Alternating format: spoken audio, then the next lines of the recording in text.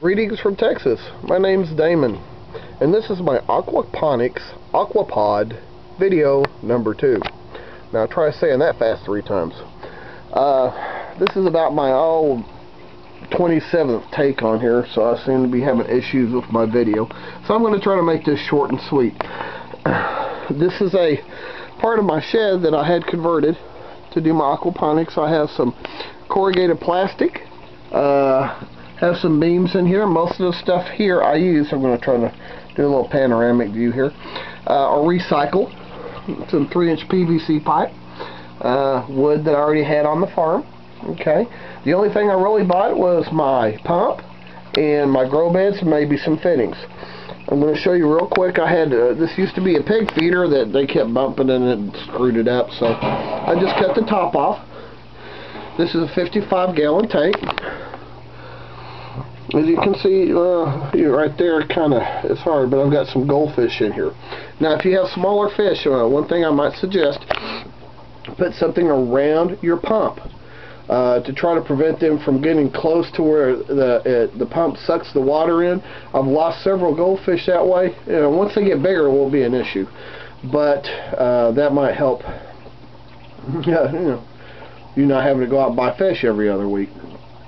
I have a 300-gallon pump, and the reason I have that high gallon of pump is because it has to pump the water. It goes up here. I have the little shutoff valve to where I can adjust the flow if I want to, and of course this is really high dollar stuff. I just kind of tied it to there so it won't be flipping all over the place.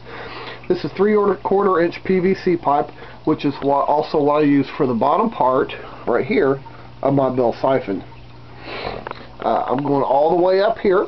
It pumps water up here. I go across, and it comes into my 3-inch PVC pipe. So you can see the water coming through. And I'll show you real quick. It's kind of slanted here, so I'll show you how the water goes through. You kind of see the water going through this way. What I wanted to do is to try to use 2 different kinds of ways to do aquaponics, because actually I had the stuff to do it, so I thought I'd try it. These are just old water bottles, and you can see right here, this is a squash plant. I don't know if you can see that. You can see the roots right there, maybe. Yeah, there you go. So one of the things I was getting was frustrated about how long it takes. I thought, it's aquaponics, so it'll grow like 30 seconds or so. Unfortunately, the germination of most seeds are just what their regular germination is, and of course you have to have the water and the nutrients, which if you're starting an aquaponics system is going to take a little bit, and that's something I'm trying to get used to. Looking back on it, I probably would have not put my seeds in quite as early. Maybe just try to run my aquaponics system for maybe about a week, then put in my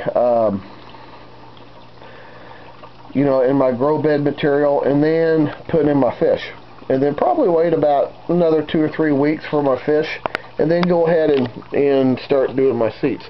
This is about ready. I wanted to show you, this is about ready to drain. I'm going to come down in here and show you that my pipe that's going into the water. Now, some people say for your bell siphon pipe to go in the water, some people say not to.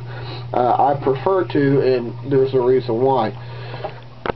Friend Shelby, if you take, let's say the water level's here, you take about an 1/8 inch drill bit and start going into your pipe, and as soon as it takes a bite, you go down at an angle like this. Okay, here we go. Let me show you this real quick. Now, what that does when you put that hole in there, when the water flows through, it pulls air out, and it causes bubbles and just increases the aeration. I found out this was very simple to do, and it works rather well. So I'm glad I got to show you that. Some people just have it splashing in the water. I say look on YouTube, look at your video, see what you want to do. I use pea gravel. Probably, in hindsight, I probably would have used hydroton, or the clay pebbles. And the simple reason is that right here in these 2 grow beds, which I got, by the way, at Home Depot for about 13 bucks a piece. This is about 200 pounds. So not only that, but there's a lot of silt and you know, sediment and sand in here. I rinsed it about 3 or 4 times. That was good enough, and well, that just wasn't. So I rinsed it some more, tried it again, and it still had silt in there. And so, you know, did what most people do that, you know, they're doing aquaponics. I said, the heck with this, I'm going to do origami. No, not really. What I did is I just put like a dish towel right under here underneath the water, and about 12, 14, 16 hours later, there's a whole bunch of silt on there, and the water was nice and clear. This is my Better Grow box. I have lettuce in here and maybe some spinach. This came up after about 4 days. It kind of just laid dormant for about a week, but now that the fish are starting to excrete and the cycle's becoming to start, it's really doing a better job.